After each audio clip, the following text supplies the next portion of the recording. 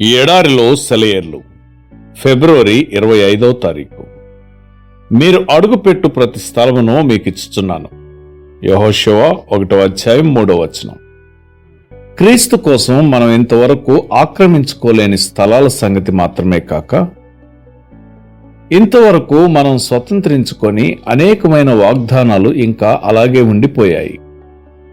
దేవుడు యెహోషువతో ఏం చెప్పాడు?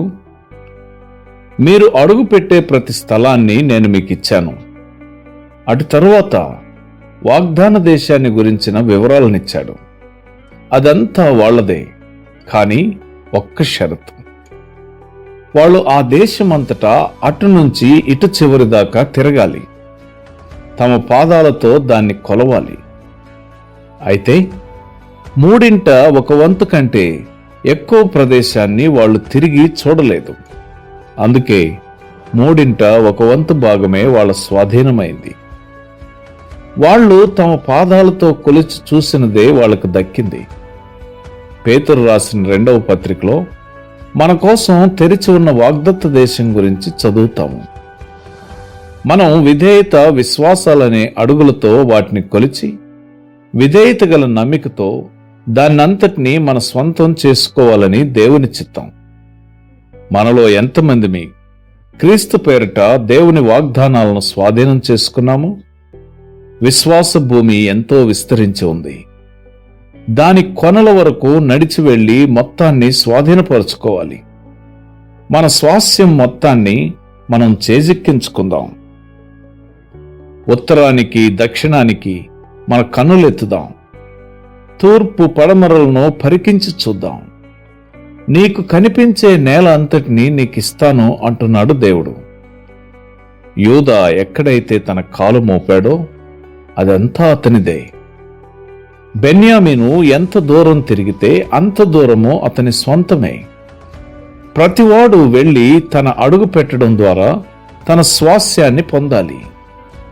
వీళ్ళెవరైనా ఒక చోట్లో పాదమూనరంటే వాళ్ల మనస్సులో ఒక నిశ్చయత ఏర్పడిపోతుంది. ఈ భూమి నాదే. దానియేలు అనే ఒక నీగ్రో వృద్ధుడు, కృపలో గొప్ప అనుభవం ఉన్నవాడు.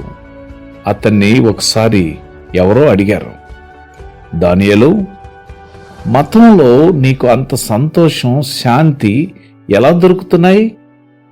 అతను జవాబిచ్చాడు, అతి శ్రేష్టమైన విలువైన వాగ్దానాల మీద నేను బోర్లబడిపోతాను.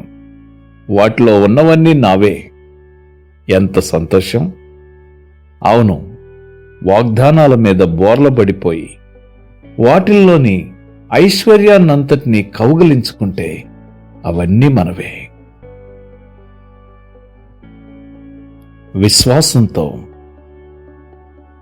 ప్రభువు నీ కొరకు ఏర్పాటు చేసిన అనేక వాగ్దానాలను స్వతంత్రించుకొన్నట్లుగా ఆ దానియేలు వలె ఆ వాగ్దానాల మీద బోర్లు పడి వాటిని కౌగలించుకొని, ప్రభువా, ఇవన్నీ నావే, వీటిని స్వతంత్రించుకోవడానికి నాకు కృప అనుగ్రహించు అని ప్రతిదినం విశ్వాసంతో వాటిని అడిగి స్వతంత్రించుకునే కృప పరిశుద్ధాత్మ దేవుడు నీకు అనుగ్రహించునుగాక.